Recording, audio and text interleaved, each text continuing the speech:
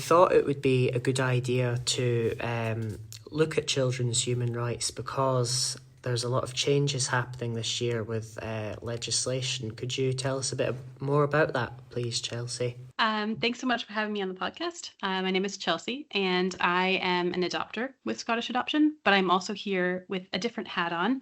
My day job is working with children's human rights. I've worked for a number of organizations across Scotland to make sure that children have their rights respected. And I've been doing some work with Scottish Adoption to make sure that adopters and people who work with adopted children and foster children and adopters themselves are aware of children's human rights too. So I'm really happy to be here and to have this conversation with you. Should we introduce some of the rights that I thought were relevant for young people who have been adopted or fostered? Sounds like a good idea. I think to start with, from my perspective, all of them are really important for all children and young people, but particularly children who've been fostered or adopted. And I think a good way to think about this, whenever I talk about rights with young children, I always talk about it as these are things that keep children healthy, happy, and safe. It's a really easy way to think about what rights are, because all the articles that are in this document can be really confusing. Yeah. But if we think about it as what do children need to be healthy, happy, and safe, it kind of makes it a bit easier. Yeah. And then when we're thinking about adopted and fostered children, it helps us break it down because they might need specific things or additional support to make sure that they are healthy, happy, and safe. So I'm curious to see kind of what articles that you drew out of it that were important to the lives of fostered and adopted children. Do you want to let me know which one struck you first? I think I agree with what you were saying about trying to make sure that all children are healthy, happy, and safe. And I don't know if they still use this terminology, but a good thing to keep note of is the Shinari Wellbeing Indicators. And Shinari stands for safe, healthy, achieving, nurtured, active, responsible, and included. I think there's a respected in there. Respected, as well, yeah. Yes. Oh, yeah, it's 2 R's. Things to remember. Yeah. So well done. But that's the key ways to identify a child's well-being, whether it's so that you know if that they need extra support or they're not getting one of them things, it's easier to identify. Yeah, and those indicators, the Shinari indicators, were rooted in children's human rights. They came about from the Scottish Government's conversations around children's human rights. So it's all kind of connected. Yes. I think 2 different rights of the child that I'll be specific. The one from Article 21, I have the right to the best care if I'm adopted, and from Article 39, which is I have the right to get help and recover if I've gone through something difficult. I think this is important that care experience and adopted young people talk about their experiences so that they can get support to deal with any like past trauma and significant changes to their home life and surroundings. And I think some young people might find it hard to cope with being moved into foster care where they may lose their family connections, possessions, and other things. And it could be quite hard for them, especially if they were at an age where they can remember everything and are affected by the trauma of being at home, but they don't want to go somewhere else as they love their family and it's all they've ever known. Like, for example, that could be someone aged 10 because a toddler or a baby wouldn't necessarily remember any of that sort of thing happening to them if they were put into care at a young age. True. I think children and young people, depending on their ages, will have different experiences with being fostered and adopted. And some babies and toddlers, they might not remember it, but their bodies will kind of retain that experience of loss and grief. And so I think it's important that foster carers or adopters or anybody who's working with children who are fostered or adopted are aware of this and make sure that they're offering support and love and playfulness to children so that they can kind of recover from that and build really strong relationships and attachments as they move forward. So I think you're right. Those 2 articles are really, really important when we're talking about the experience of fostered and adopted children and young people. Another right of the child that stood out to me was one in Article 16, which is I have the right to privacy. So why do you think it's important for adopted young people to have their hometown or personal information about them, etc., for to be protected from their birth family getting access to that information? Yeah, I think that There are a lot of reasons why a child or young person's privacy needs to be respected when they're adopted. And that's one specific instance. And so we need to be mindful of what is safe for that child and what they want known about them. One of the articles that I often refer to is Article 3, which is talking about what is in the best interests of that child.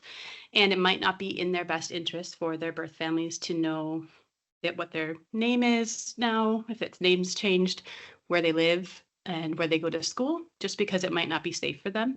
But I think that more broadly, I think there's also an idea of the child or young person should have control over what information is shared about them in all different contexts. And so it's not just with birth family, but also within school, within any clubs, what adopters or foster carers are sharing with their friends and family on social media, because it's that child or young person's story, and they should have kind of some control over what's being shared, especially if there are some things that were really difficult that they had to go through in their early years, and they want to make sure that they are kept safe, going back to that idea of being safe.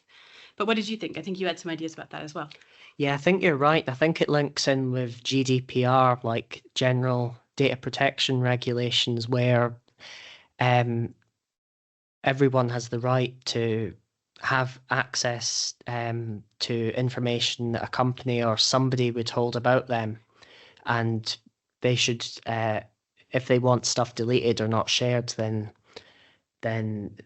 they should be allowed to do so. And I also think it's important because young people might find it quite emotional or overwhelming to have to deal with sudden introductions to birth family without like proper preparation in place, maybe through a adoption agency or a social services department in a local authority, or until they're ready for contact. Some birth parents might find it hard to accept that they can't look after their child and may still try to get into their biological children's lives if they were able to by having information such as their school, their address, contact information that would allow them to do so. And the dangers of the internet now is that there's social media and things, and if the birth parents were to know their name, if their biological child's name is or changed, they could maybe look up their social media profile when they were at an older age and they had that. So it's more dangerous with the internet now to do with protection of the child. And I also think that from a young age, obviously, the children need to have their best interests heard and listened to, because I think, in my opinion, if that happened to me, if I'd first found out about my birth parents, but I didn't really know an awful lot of information about them, and I was asked if it was okay for information to be shared about me, then I might not quite take it that way, because it might feel similar to just giving a stranger your information, which is not a good thing to do. It's not safe. But then again, some people who are fostered or adopted may feel a bit different about that because of the label of them being the birth mum and their biological or family or something. That may change how people feel about that. I think that's a really good point. I think everybody's going to have their own feelings and experiences, and that's why it's so important for carers or adopters or professionals who work with that child or young person to really be aware of their situation and be respectful of that and know what is best for that child in that circumstance. A lot of the children and young people that I've worked with who are in foster care or have been adopted talk about how information is shared about them, and people might find out, whether it's intentional or unintentional. They might not have shared it themselves, but somebody said something and it gets around school. And then there's just this kind of the story that's been told about them that they didn't really have control of. And I think that is, they feel a bit, it's out of their control. Things are exaggerated and bits are added on. And then, or people don't understand in foster care or adopted, and it kind of spins out of their... It goes out of control, and it can be hard to deal with. I think another key right of the child, specifically who are care experienced or adopted, is Article 25, and I'll just read out the rights to you. Someone who works for the government should check up on the care, protection, and health of children and young people when they're away from their families. If these aren't good enough, then steps should be taken to make them better. And the other section in Article 25 is if I don't live with my immediate family, then someone should make sure I'm safe and happy in foster or kinship care. That does kind of link back to Article 3 with the having the child's best interests at heart. So, Chelsea, why do you think it's important for the authorities to check a child's well-being and safety when they're being looked after by foster carers? Well, really good point that you made that it links back to Article 3, because that was where I was going to start. I think that especially when children are care experienced, Yeah. we need to make sure that we're getting it right for them in that placement, whether it is being looked after at home, being in foster care, or being adopted, or being in residential care. So there's lots of different places and ways that children are care experienced. And obviously they're there because something has broken down or gone wrong or been really difficult in their lives and for their families. So from removing them from their families to be cared for by somebody else, I think it's really important that we know that that's a good place for them to be and that we have the appropriate checks and that the people are there making sure that it's going well and that the child is happy, healthy, and safe in that new place. I think from my view as an adopter, it does feel kind of strange sometimes in those early days of being when a child is placed with you, because there is so much oversight and there are lots of people checking up on you. But I think it's important to remember why that's so important, because it's not there to judge you necessarily. It's there to make sure that you and that child are okay and you're coping and you're getting on. And if there are issues, that you can step in before it gets too bad, right? But I think for people who have biological children, they might not understand that kind of input if they're not used to having social work or somebody else involved. So it can feel a bit strange that somebody's looking over your shoulder. But I think it's so important that that's there, because we want to make sure these children who've already gone through so much are then in a place where they can really settle and be cared for and to feel calm and confident going forward. But I know you had some ideas on that too. So why do you think it's important? Yeah, I think it's important because it's not unheard of for foster carers to deny basic human rights to children, such as access to healthcare or to socialize with people their age and access to education and things like that.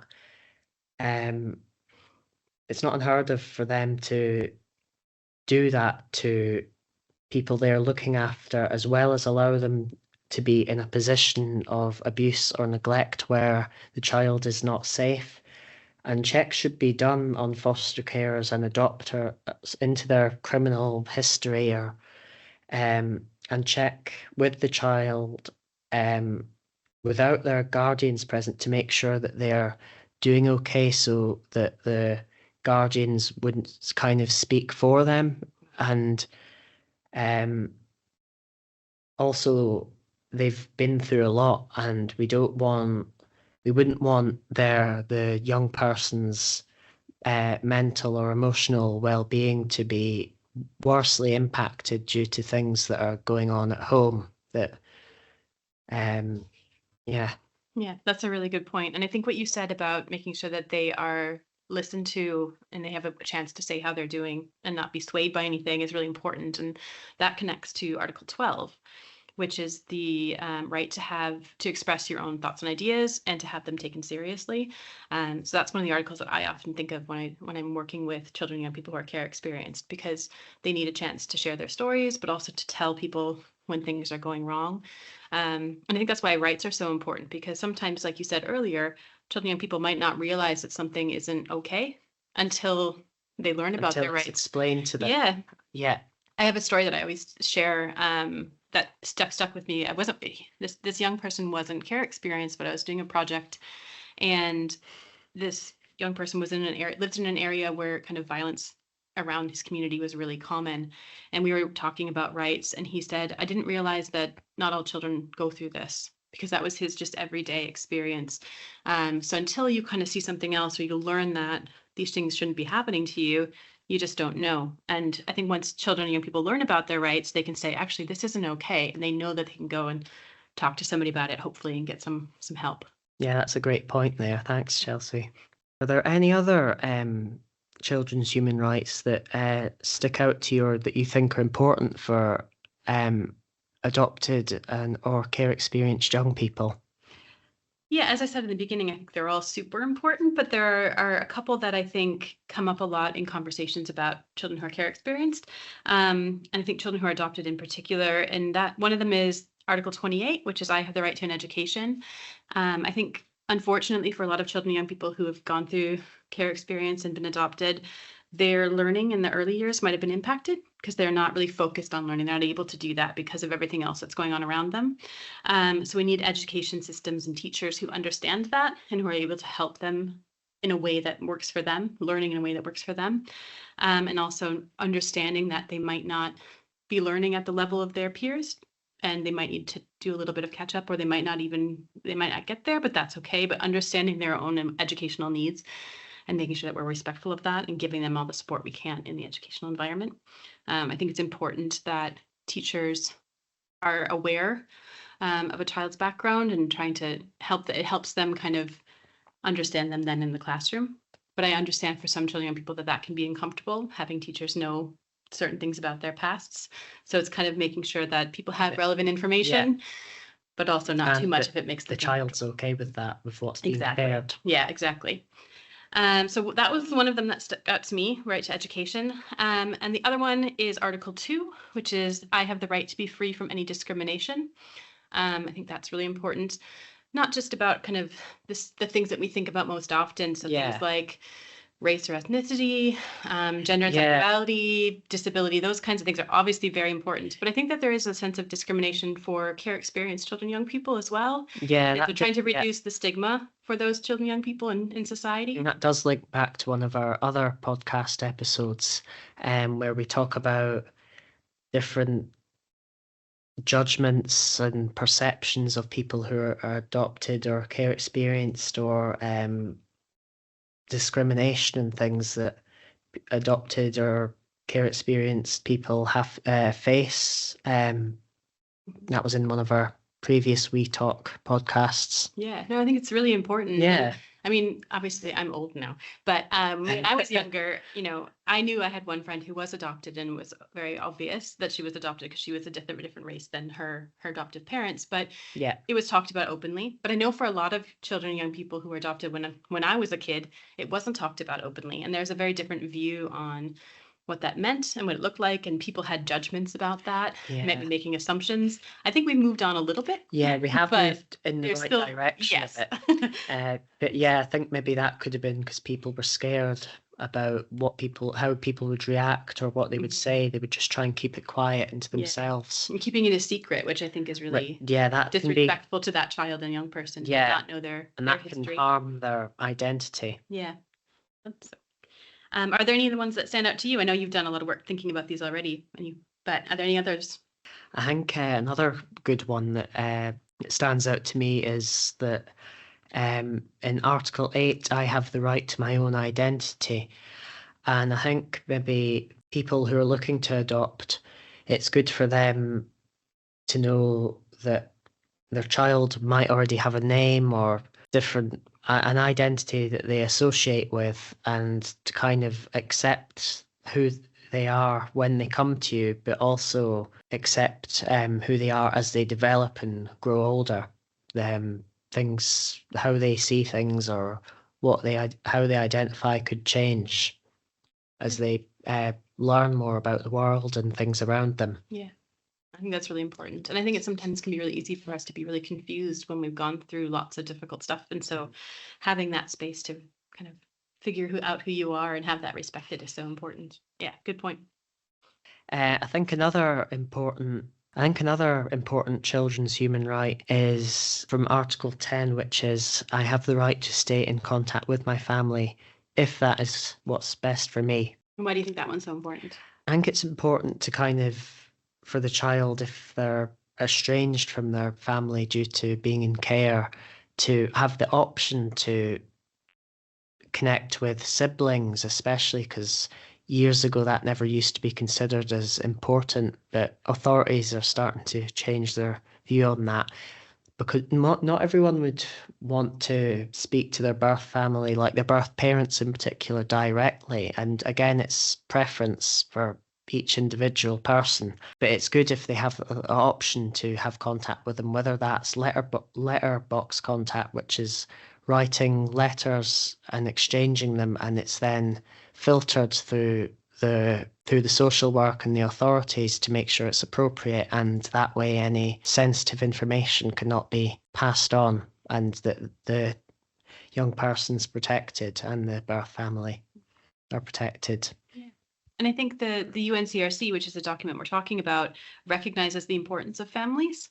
And so for some children and young people, it will be appropriate for them to maintain that connection and relationship with their birth family, even if they're not living with them anymore and they've been in care or they're adopted. But like you said, it comes down to each individual child and what's best for them. But also going back to that idea of having your own opinions and views heard and taken seriously. So being able to say to somebody, I do want to see my birth family, or I don't want to see my birth family, and having that heard by somebody and respected. And so you're not, because I remember working with a few children, young people who were kind of told that they were going to see their birth families and they didn't want to, but they didn't have that kind of space to say no. And they didn't feel like they were being respected within that kind of way to maintain that relationship at that particular time. So it is a complex thing because it's relationships, and relationships are always kind of complicated. But we want to make sure that if it's best for that child to maintain contact, whether it's letterbox or in person, they should have that opportunity. Yeah, definitely. Well, another important note, where could young people go if they want to know more about children's human rights, if they're curious, or they just they want to know how they're being treated, if they're being treated right? Where's the best place for them to look, Chelsea? We're really lucky in Scotland because we have somebody called the Children and Young People's Commissioner, and she is fantastic. And on their website, actually, you can get lots of information about all of the rights that are listed in the United Nations Convention on the Rights of the Child.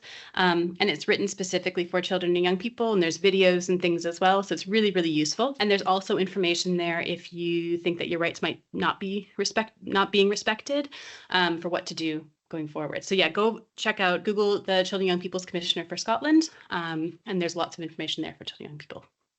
Thanks very much, Chelsea. It's been great to hear your opinions on this, and thanks so much for your input. Thanks so much for having me. I look forward to listening to your other podcasts. Thank you.